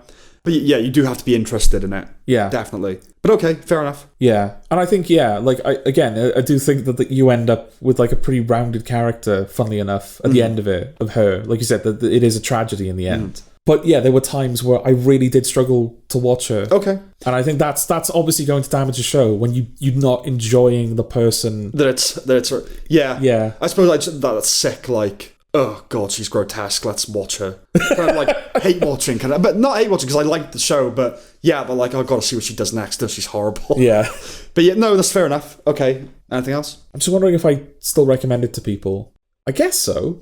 Well, if you like Tiger King, I'd recommend it. Yeah, certainly. Is this better than Tiger King? I can't remember. Is the truth? Tiger King went on for too long. Okay, I think this is shorter than Tiger King. Oh, this is 4 episodes. I think Tiger King was like. There were 2 series of Tiger King even. Oh shit. Okay. Yeah. Obviously everyone watched the first one and then the second one was like, the first one did really well. Yeah. There has to be more of it.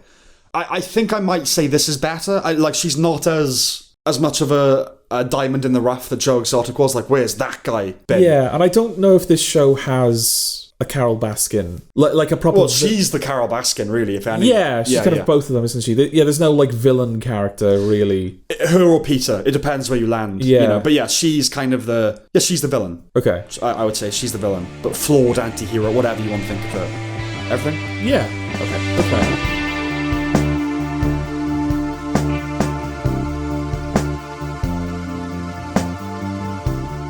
Rebel Ridge. Okay, what's this about? It's about a bloke that's riding it's about a bloke. He's riding a bicycle into a small... Is it Alabama? I think it's Alabama. Probably. Town. Because his cousin's been arrested and he has his bail money with him. Yeah, and he needs to make bail by the end of the day. Get the money to court by the end of the day. Yeah. And he's unceremoniously knocked off his bike by a police car because he doesn't hear them because he's got his headphones in. And they confiscate the money because they think it's a bit suspicious. Yeah, they just assume... He's got thousands of dollars. Yeah, I mean, this is black guys. They just assume, well, you're up to no good. Yeah. And they confiscate it. He needs it, obviously, tries to get it back. They won't let him get it back.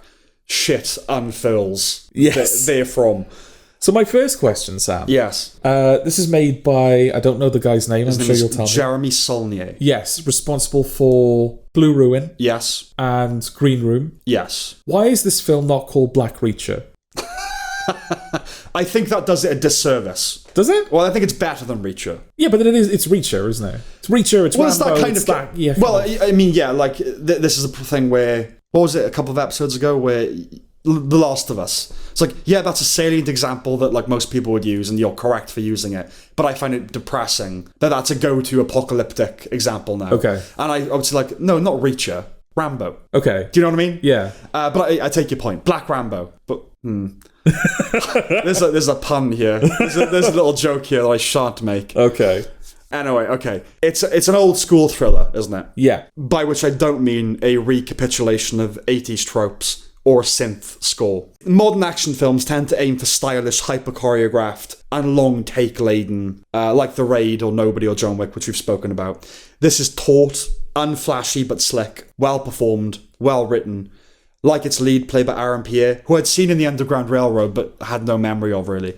So this is kind of my first big exposure to him. Okay. Like him, it's humble and professional. Yeah. It has one or two badass line moments, but the film is so grounded, they don't hit like they do in lesser works. So I think one of them is even, it's so casually, he's on the phone to the bad guy, the sheriff, played by Don Johnson. Yeah. And he says, I was thinking this could all blow over and we'd just part ways. Yeah, but then I was like, nah. And you're like, ooh, okay. But, in other films, that would be like a bit cheesy, Yeah. But no, it worked. Everyone, indeed, everything is solid. Aaron Pierre is a very charismatic, watchable guy. Did you find that as well? Yeah. And a brilliant action hero, too. Emery Cohen was kind of unrecognizable until, I recognized him. Don Johnson oozed baddiness. Yeah. Proper, I'm a sheriff, and up to no good. Anna Sophia Robb doing them adult roles that makes me reflect on mortality. Okay. And it's always nice to see James Cromwell, even if it's brief. Yeah, jump scare James Cromwell. Was there a jump scare? No, jump scare in the sense that it's an hour into the film and all of a sudden James Cromwell's there. Cromwell's there. Oh, fuck, hello. Yeah, he's there for a scene, really. Yeah. He's in it for more than that, but for one actor. Yeah. But it's the type of character that, there's no reason for that character to have been in the film up until this point, which is why he hasn't. Yes. But the fact that he's just there all of a sudden, it's so... we always joke about this. I want someone to make a film where Daniel Day-Lewis is in a scene. Yeah. As just, the mayor or the sheriff or, the police captain. Just some guy. Yes. That's, part of the mechanics of whatever it's about. Yeah. And you're like, was that... Yeah. Was that fucking thing for one scene? I'm trying to think of weird... Not in that same way where it's you get this AAA actor to... But John Barrowman is in Zero Dark 30. That was always a... What? Yeah. And he's just very briefly in it. Has one or two lines. He's just with James Gandolfini. Yeah. That's the Torchwood guy. The gay guy. Yeah. He's just in Zero Dark 30. I think we were kind of a bit past Torchwood by 2013. Yeah, but he's... John Barrowman is an American-British person. Yeah. As in he's American, but he's a celebrity in the UK. He lives here, presumably. Yeah. And a very known, because of his work with Massive. Doctor Who and Torchwood, he's a well-known person over here. Yeah.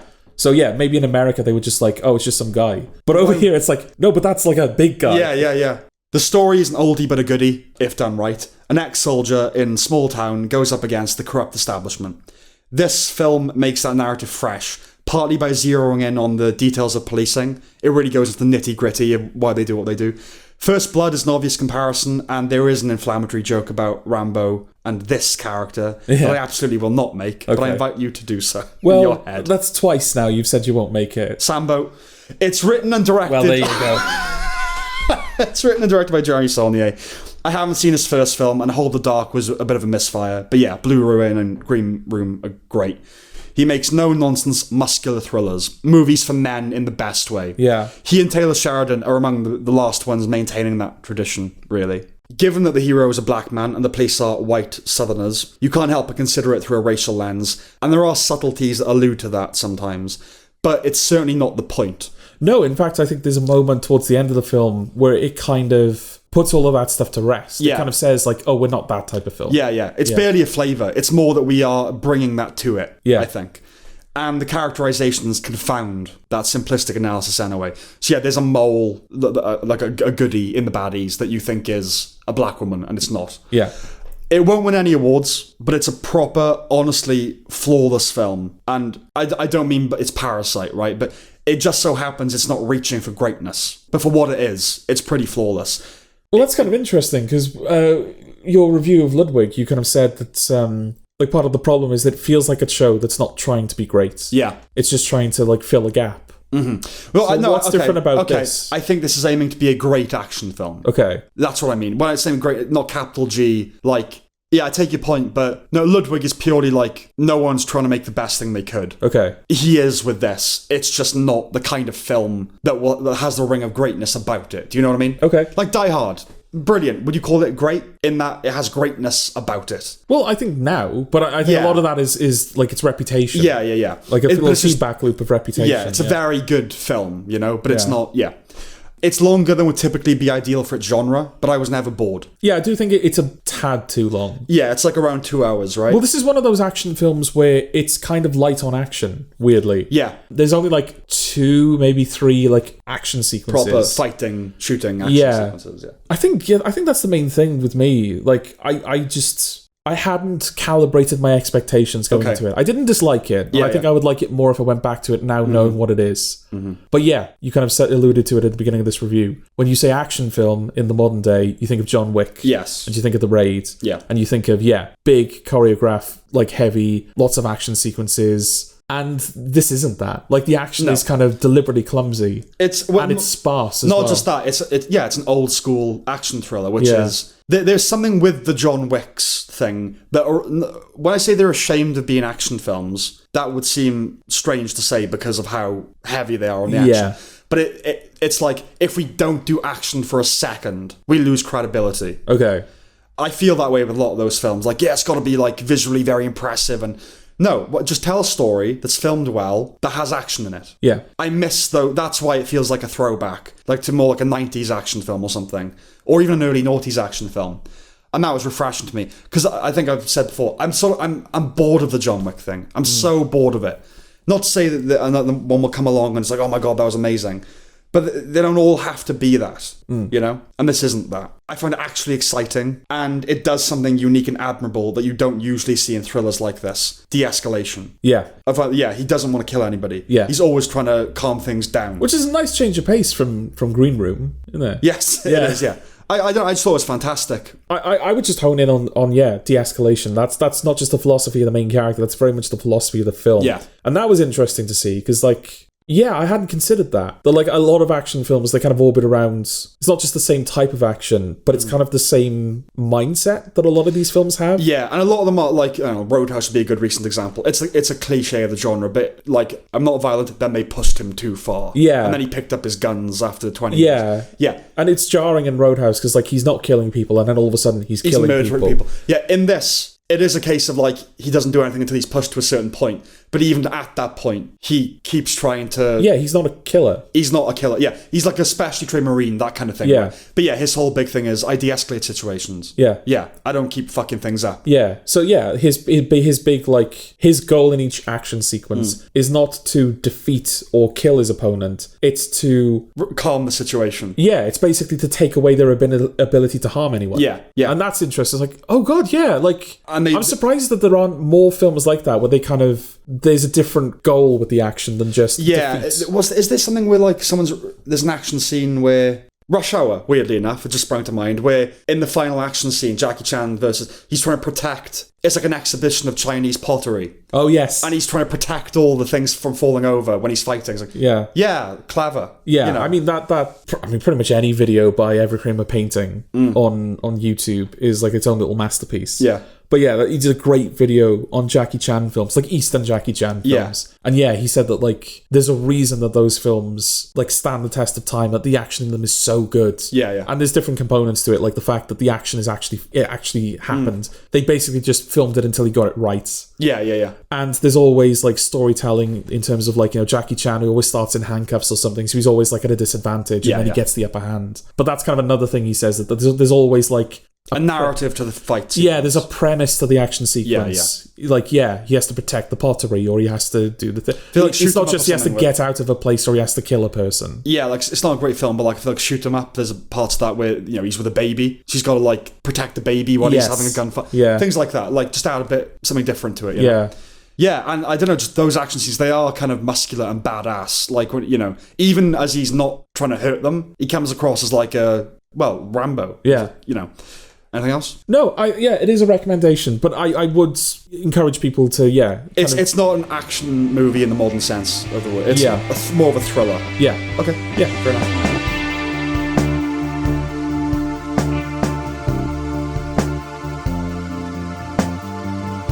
Yes, so now, to employ one of your coinages from Criddle's word box. Okay. The next thing we are to discuss could be called a crisis thriller. Oh, yes. So before we launch in, and for the ease of timestamping, let's take the opportunity to import your contributions into the Lexicentre. I am the British Museum, you're the Elgin Marbles. Hit it! Samuel. Words. Phrases. Sam's Lexicentre. I was going to say I feel honoured, but famously the British Museum just like pillaged shit from everywhere, didn't they? Yeah, Greece wants the Elgin marbles back. You're not having it. Oh. Okay, so we've got a few things here to import into the Lexicentre.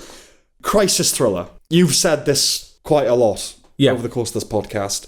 So yeah, and this led to conversations about other types of thrillers that we could define. So a crisis thriller is a thriller whose central emergency provokes and demands a dynamic, immediate response, often with characters having to react and adapt in real time with propulsive energy. So what examples would you say? I've given examples in the past, but what would you say falls into... For a crisis thriller, the problem is we're introducing other things here that might also be these things. United 93. Yeah. Would be a crisis thriller. Yeah. Okay, so that's crisis thriller. Cabinet thriller. Yes. This is a thriller whose focus is not directly on the emergency, but the infrastructure reacting to it. Again, like the FAA in United 93. Yeah, so that would be both Godzilla. a cabinet thriller, Shin Godzilla, and a crisis thriller. Yeah. Because obviously you have the plane as well in United 93. Yes.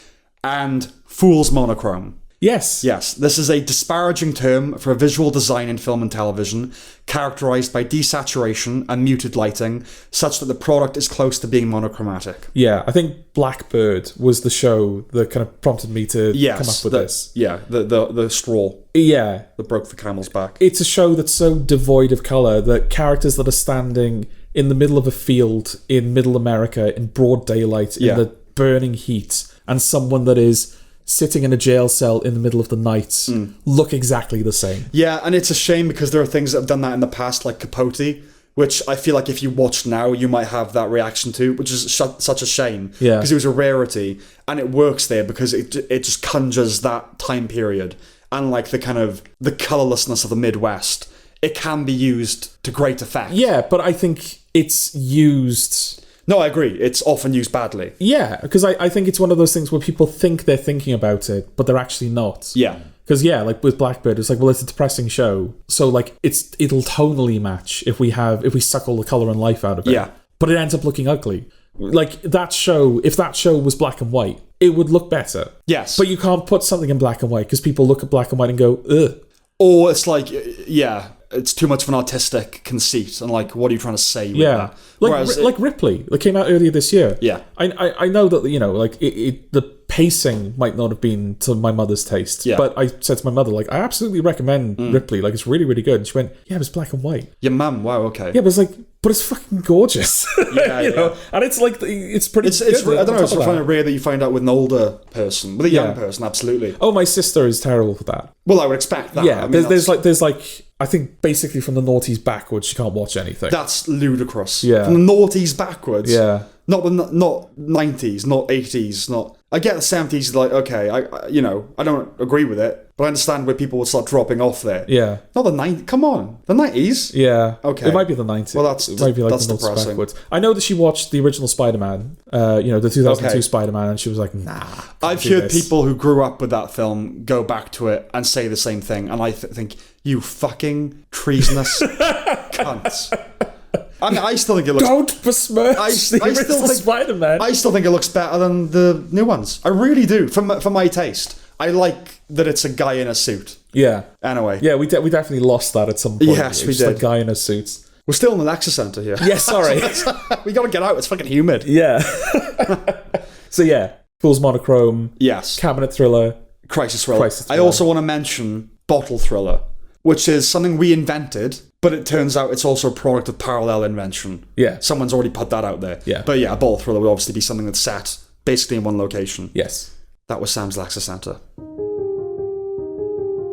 Samuel. Words. Phrases.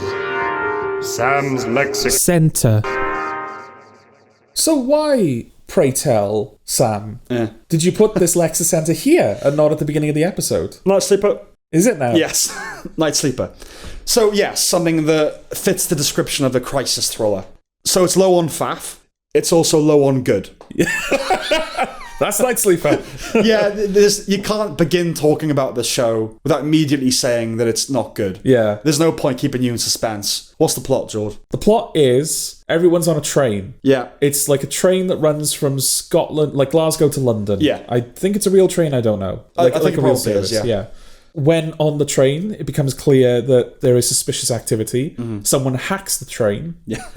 And it becomes a runaway train. Yeah. And the plan the plan of whoever is behind it sort of becomes clear as the show goes on. But yeah, basically, people are on this runaway train trying to stop it, and there are also people, like, back at base. Yeah. John McClane, the copper, is on the train. Yeah. Trying to sort shit out. And then, there's an Al back in HQ that's kind of battling with the bureaucracy. Except this Al is female and Welsh. very Welsh. Very well. Alexandra Roach, yeah. Yeah, and I don't know what it is about seeing a Welsh person. I know what you mean. In a thing with that accent. But it's like, nah, this isn't real. This isn't a real thing anymore. It's like it's just self-loathing, like it's illegitimate. Yeah. Like someone in a thriller shouldn't have a Welsh accent. Yeah.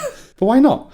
Yeah, there are shades of 24. It takes place essentially in real time. And we have our Jack Bauer character in the field communicating with the locomotive equivalent of CTU, whatever that is. Yeah. All of this stuff is post-Die Hard, really. And it's Under Siege et al. Clones. Most notably in this with the relationship between Joe Cole and Alexandra Roach, which evokes John McClane and Sergeant Al. More specifically, it's post-Speed and latterly post-Unstoppable.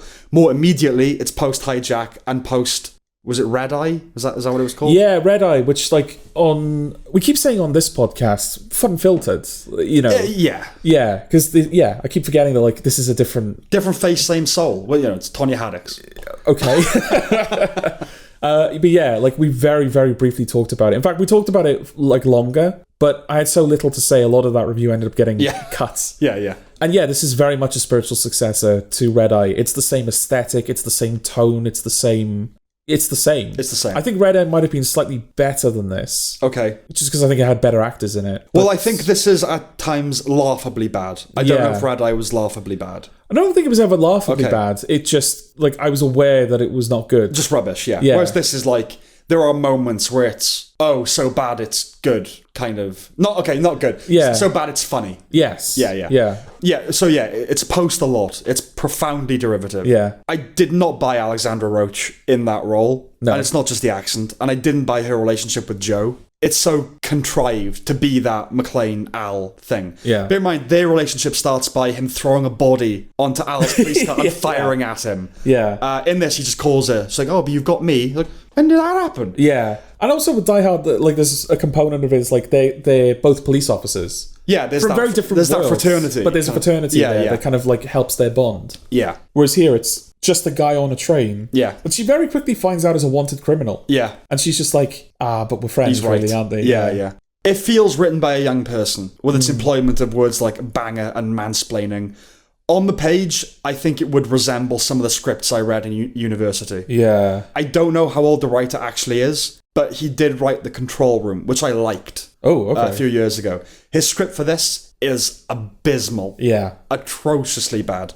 It's a top-end production, by which I don't mean good, but there's a lot of silliness and rubbish in there. A great deal of the dialogue is crap. Just crap. Sometimes just tin-eared, sometimes outright dumb. So this would be one example. There are 3 types of people in the world right now. Those who intervene, those who don't, and those who just film it on their phones and share it. That third category doesn't count as non-intervention. So that's the definition of non-intervening. Yeah, I think they were trying to do something. Yeah, I know what they were trying to do, but they didn't do it. There are 2 types of people. Yeah, there are 2 types of people, yeah, exactly. Derivative, as I said, trades in many of the cliches of this subgenre. The action hero who is totally uncharismatic here. The flustered, misunderstood person back at HQ battling it out with the bigwigs. Corrupt bureaucracy. The nervous newbie. The wacky outsider that predicted it all. The small group of hostages with their internal struggles. Moments of unfunny, intendedly crowd-pleasing levity that aren't. 6 hours was way too much. Yeah. They don't take that opportunity to twist or deepen the kind of thing they're doing. It's just dragged out. This is a standard feature-length story. This is a film. This should have been a film. Well, it shouldn't have been anything. Yeah, it shouldn't have been anything. But if it was going to be anything, it should have been a film. I did not like it. No. There is genuinely better runaway train sequences in Thomas the Tank Engine. And I'm including like the CGI seasons. I'm not even talking about like the model stuff that they were doing back in the early days. Right. Like genuinely, there's more exciting stuff in Thomas the Tank Engine. Because there's like I think it's in the second episode where, they kind of narrowly miss another train that's like across the railway. Yeah. And it like nudges the edge of the train, and I think it's supposed to like tip the train on its wheels a little bit, and it's like, oh, is it going to tip over? But it's only episode 2, so it's obviously not. Yes. And then it goes back on the rails, or it like cuts to black. So you're supposed to go, what's going to happen? But Yeah. And it's a CGI train, and it's not a good CGI train. No. And I don't want to be that guy that's like, oh, the CGI isn't very good. Why? It's perfect. It's 2024. No, but that's the thing. Like it You've seen shouldn't Instagram matter. videos and stuff. No, I know. But I don't want that to be the thing that people take away from it. That's not the... Yeah. I don't want the people that make television to think, oh, the reason he didn't like it is because we aren't spending enough money on the graphics. No, again, to bring it back to Tonya Haddix, it's... The face is horrid, but so is the soul. Yeah, exactly, yeah. If this show had the same level of CGI, but it had a much better script, I might have been a bit kinder to it. Okay, I'll rephrase that. It's not. It doesn't have a dark soul. It has a dark brain or no brain. Yeah, it's got no soul. It's not it's not an immoral show. It's not like, oh, how dare you do it? It's just crap. Yeah, yeah, absolutely. it has no soul. Yeah. But yeah, it does subtract from your enjoyment when you see that like very obviously fake CGI train. It does. It 100% it's like, does. oh yeah, this isn't real. None of this is real. Yeah, if you make a thriller that's sat on a train, all the money goes into a train. Yeah. Like you get a train and you do that. I just think of like all of like how much of classic cinema orbits around trains. Yeah. Like runaway train sequences and people like running across the top of train carriages. And like arguably one of the very first films, if you can even call it that, is pulling into station. Train pulling into station. Like that famous story about people that had never seen cinema before, thought they were all going to get hit by that train. Yes. Even in... What's the Steven Spielberg film, the autobiographical one that came out a couple of years ago? Fabelmans? What now? Fabelmans? The Fabelmans? Oh, Steven Spielberg. Yeah, the Fabelmans. Yeah, did I say Spielberg? I could have drifted off. I heard Steven Seagal, but I think I'm thinking of Under Siege 2. You're thinking of Under Siege 2, yeah, which I'm sure you're going to bring up. Any excuse to bring up Under Siege 2 with you. We know this. Yeah. The Chinese know that we know. We may believe that we don't know, and the Chinese make believe that they believe that we don't know, but know that we know. Everybody knows. The Nightsleeper shit. Yeah. But yeah, that's like, I don't remember the exact film he saw, but that's the thing that gets him into cinema, is seeing that train sequence. And obviously then Super 8, there's a big train, CGI as well, but a big train derailment sequence that's kind of an homage to Spielberg. Yeah, it's like so much of cinema, the history of like things on screen has orbited around trains. Locomotion. Yeah. We've done this so well in the past. Yeah. When did we lose that? And again, this is designed to be a mini-series. This one probably is, right? I mean, not just because of its reviews and everything, but like it does end. Unless they do a Die Hard kind of thing where the same shit happens to the same guy twice. Hokats, unless they Hokats it. Yeah. But yeah, so there wasn't like, oh, there's going to be this continuing expense of a train. It is like a one and done. Yeah, we churn that out. But my go-to is always Boardwalk Empire. If we have a show called Boardwalk Empire, we're going to need to build a boardwalk. Yeah. And so like you pour your money into the boardwalk. Yeah. And then you have a boardwalk. Yeah. Get a train. Yeah, like just get a fucking train. Even Kill, I think they got a train. It's mostly in the one train carriage, but there are sequences where he's on top of a train. Yeah, yeah. And I believe the Bollywood would have put a guy on top of a train. Yeah. Under Siege 2, it's definitely a train. Yeah. No CG in that. Yeah. For everything that you can say about Under Siege 2, it's definitely a train. Yeah. He's got a CD, he's got a CD, he's got a... Sorry. That's one of my core childhood films. Yeah. Yeah. Right back. Casey right back. Steven Seagal's just a ridiculous thing, isn't it? Go on. Yeah, there's nothing about this that isn't like disappointing, is it? Even the opening title sequence, which is like, as title sequences go, as generic as you can get. Just pedestrian, yeah. Because it's basically just like footage of a train, but the image is kind of broken up into like little tiles to kind of make it feel a bit more dynamic. Yeah, like more's happening when the tiles are kind of turning and like showing you bits of the train and the map and everything. But if you actually pay attention to the footage of the train, it's just footage of a train. Yeah. It's not a runaway train. It's just a train. It's not like there's no danger. There's no like, ooh. It's just like a guy driving a train. Yeah. And it's like, okay. Yeah, and trains, they're pretty unidirectional. Well, I mean, I guess duo-directional. But when they're going, it's going in one direction, you know. Yeah, but there is, like, a train is very dynamic. It's a very interesting construction, a train. I know you like that kind of stuff, don't you? I think even if you're not into trains, I think a train is... Well, I think being into trains is the whole... I mean, it's meant to signal something, isn't it? Is it? Yeah, and train spotting, that whole thing, you know. Oh, right, Train spotters. Yeah. No, I'm not saying it's wrong to be into trains. Like, I get it. I get, like, just, like, engineering and all that kind of thing. Yeah. But I think you saying, like, even if you're not into trains, like, being into trains is, like, a shorthand for weirdo. Oh, right, okay. But go on. Well, yeah, I mean, even if you're not a weirdo, I think a train it's an interesting thing. To look at. I am partial to trains. I like big feats of engineering. Yeah, and the fact that the train sort of happened when it did in history, when it was kind of just outside. I can't believe we're talking about this with Nightsleeper. I know, but what else is there to talk about with Nightsleeper? Yeah, because like the train came before the Industrial Revolution, right? That's kind of what helped us get there. Yeah, was that we were able to move things great distances all of a sudden because we built this thing at a time where like we couldn't build things like that. Yeah, the American West, like cowboys and Indians living in like wooden huts and everything, but there were also trains like charging through the country. Chinese. All right, whatever. No, I mean in America, but it was, I mean, famously all Chinese laborers, like thousands of whom died building the tracks. But the point is, they built it. Manifest destiny, motherfucker. Yeah, it got built and it was in America. Well, everything in America is Chinese. and yeah. No, the Statue of Liberty's French. That's true. I was thinking more about, products. Okay. Yeah, I'm not going to argue with you there. But yeah, I mean, the very fact that we're having this conversation is proof enough that there's nothing. Even though you kind of said like there's parts of it that are like embarrassingly bad, like it's enjoyable how embarrassingly bad there are. There's just really nothing here. No, I exhausted my notes about 10 minutes ago. Yeah, there's really nothing to say. Yeah, it's so bad that I'm surprised that something that bad got onto television. Actually. You don't see things off on the BBC. There's just like a standard plateau of quality, isn't there, with the BBC? Yeah. Even, as much as you might have a problem with it. It's like, I was alright. Nightsleeper, no. It's like, it falls way beneath that. Yeah. So that was interesting, at least. Like, okay. They still make shit. And not involving us, Yeah. Anyway, that's it, yeah? Yeah, that's it.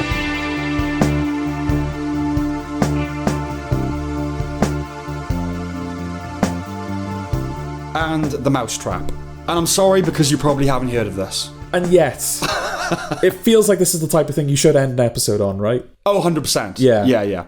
Okay, so this is another entry in the soiling IP movement.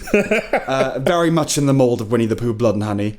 After we I mean, is it even worth doing the plot? I mean, it's Mickey Mouse horror film. Yeah, I think that's the only thing you need to know, is that in the same way that when the copyright expired for Winnie the Pooh, they created Winnie the Pooh, Blood and Honey, because it's like, oh, we can like make bank now of Winnie the Pooh. They've done this, but with Mickey Mouse. Yeah, with Steamboat Willie, right? So, like, kind of. So it's basically about a bunch of teenagers in like an arcade, right? Being stalked by a serial killer who wears a Mickey Mouse mask. After we finished watching this film, we got into the minutiae of how one ranks bad films. Yeah. Ultimately, it depends on how you weight certain dimensions, and that translates in the end as instinct. But off the cuff, I think there are 3 columns one can consider. 1, how well made is it? 2, removing objective standards. What's the experience of watching it? Is it fun? Is it boring? Is it only bearable when watched with a friend? 3, where is its heart? So how well made is it? The resolution, lighting and frame rate were off. Yeah. There's an opening crawl in the manner of Star Wars, rife with grammar and punctuation errors, and poorly spaced and formatted. Yeah. Which is always a solid indicator. In the beginning, there are a bunch of superfluous shots, a sure sign the filmmakers don't know what they're doing, because they don't know what they need. Just coverage. Get the coverage. Film everything. Yeah, and we filmed it, so put it in the film. Exactly. Yeah. There is an epidemic of tube lights that populate basically every scene. I think this is the thing, again, you referred to this on the last episode. You said that there's... Artificial. Yeah. The artificiality of the lighting. There are 3 or 4 posters for The Wizard of Oz and The Godfather Named 2. I'm curious whether they cleared those. The writing is dire, the dialogue and, well, everything. To say it has pacing issues is to be kind. Many scenes go on for way too long. It's billed as and intends to be a horror comedy. The latter part first. We may have laughed once or twice when it wanted us to. Otherwise, it's never deliberately funny. There are cringeworthy attempts at meta humour that additionally manage to miss the boat, comparing the events to a 90s slasher when 80s is the obvious go-to era for slashers. Yeah. And the first bit. Of course, it isn't remotely scary, nor is it even gory. The gore is incredibly minimal, poorly executed, haha, and employs digital blood. Mickey Mouse spends a lot of time just standing around, slightly cocking his head, the insistent frequency of which was infuriating. Yeah. He also, because he doesn't do much in the film, Mickey Mouse. Although he does talk, weirdly, which I thought was interesting. Yes, he does talk. Because, Winnie the Pooh in Blood and Honey barely talks, which is interesting because so much of Winnie the Pooh's identity comes from its very unique dialogue. Yeah. And, just like his little vocalizations as well. Oh, Piglet. Yeah. Just like, I'm hungry. But and he never speaks in those films. Whereas Steamboat Willie, which is a silent cartoon, and he's talking all the fucking time. Yeah, the film is told in flashback, isn't it? As the goth girl relates the events of the film to two detectives. Yeah. She pissed me off with her being needlessly difficult. Yeah. But she was in on it, apparently. Or is at least amenable to mischief? Yeah. I don't know. Anyway, the film bends over backwards to accommodate her POV, having to constantly justify how she knows this and knows that. To such a point where you think, all right, well, this is going to be relevant. Yeah, but also, like, of all the things I could care about, I don't really care about that. Yeah. You know? The only real suggestion that any care went into the script, that they at least wanted that to make sense. It's just a shame that it's so obvious and plainly a misguided narrative device. It adds nothing. The cast is too large, mostly redundant, and they're all, perhaps with one exception, awful. A bunch of annoying young people vaping and being young and the banter. Young people in horror films are always annoying, but annoying young people now out-annoy all previous generations. I wouldn't have been surprised if the actor that played Marcus had written or directed the film. The nice guy. Yeah, Marcus is the one where it's like, the attractive main character should really be with him. Yeah, the nice guy that the girl should really be with. He drove me insane. Yeah. He gets the lead girl a bunch of sour candies, and he's like, only people that really know you would know you like this. And I'm not Ryan, I'm a good guy. Yeah. He was gross. But the sour candy thing is like, it's the commitment to it. Yeah. Which I think is too much. Yes. Because, getting someone, that's like a nice idea for a gift. It's like, I'm not just going to get you some sour candy. I'm going to get you like exotic sour candy that's not readily available to you. Yeah. But he doesn't stop there. He gets sour candy from every country in the world. That's what it is, isn't it? Yeah. Which, considering that this is not even his girlfriend, it's just a girl he likes, a girl he knows, a girl he's just like, as far as she's concerned, they're just friends. I think that's a bit much, right? Zambian sour candies. I mean, that's not even going to North Korea. That's not even possible. There are some countries where the fact that you got any candy out of there is impressive enough. Yeah, I mean, North Korea is like the obvious go-to. Like, well, obviously you didn't get any North Korean sour candies. Yeah, but it's more ridiculous to me that you got like Ivory Coast sour candies or Tuvaluan sour candies. You know, nutter. The one generous thing I can say is that the lead actress, 95% of the time, wasn't awful. And I think she might have the potential to be a decent performer. That impression was somewhat deflated with her delivery of the line, "We gotta kill that goddamn mouse." But I'm going to give her that one break. Yeah. It doesn't end, and nevertheless teases a sequel. Yeah. So column 2, what's the experience of watching it? Together, a smidge more fun than Blood and Honey. We laughed a little more. Alone, it would be joyless. The fact that it's Canadian makes it funny to me. Okay. So obviously the joke about Canada is that it has an inferiority complex next to America. So I find it amusing that this could be characterised as the Canadian Mickey Mouse. Oh, right. Yeah, okay. And column 3, where is its heart? It certainly feels less cynical than Blood and Honey, with their burgeoning cash grab empire. I don't know if it really is, though. They've said it was about having fun, and it does feel like they probably had fun. Whether that means it should be inflicted on anyone else is another story. It isn't fun for us. Things falling into the public domain could be argued as conducive to an explosion of creativity. Really, it's an explosion of laziness. I want gatekeepers. Okay. I think Disney has become a train wreck, but Mickey Mouse is theirs. And if a Mickey Mouse film is to be made, I like that it would have to go through Disney. And that's my final word on the subject. Okay. I mean, that's a whole other conversation, isn't it? About, because there are certain things where I think there's merits to other people being able to tell a story with that property. It's yet to be evident. Okay. But yes, I agree. But I mean, taking the film on its own merits. You made an interesting point, actually, because, like the guy playing... Oh, thanks. Rare, was it? No, it was more like... Yeah, the rare good point.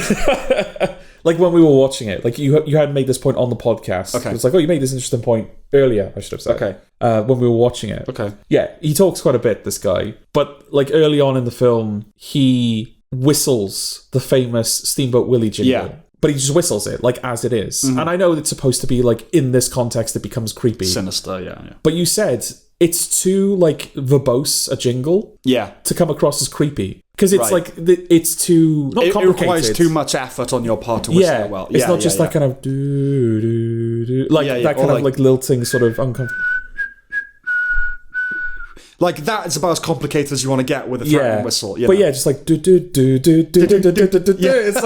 like too much. It's too much. Yeah. Too jaunty, Yeah, exactly. And they don't even slow it down. He's just like doing the jingle, which is really weird. Also, they play the Steamboat Willie cartoon multiple times during the film. For no reason. Yeah, just like over the opening and end credits. And I think they even watch it at one point. Has a projector in like his office. If that was an office, it's hard to tell. Yeah. Because it's got posters of the Wizard of Oz and stuff. Yeah. And a big projector in the middle of it. So yeah. But yeah, they're playing the Steamboat Willie cartoon, but they're just playing some like generic horror score over it. And it's like, well, cartoons of that era, half of the joy is the soundtrack. Of course. So this isn't even the ideal way to experience Steamboat Willie. Because you haven't changed it in any way, other than just put different music over it. And that's the key thing. This isn't an adaptation of Mickey Mouse. It's an adaptation of Steamboat Willie. Yeah. But it isn't, because...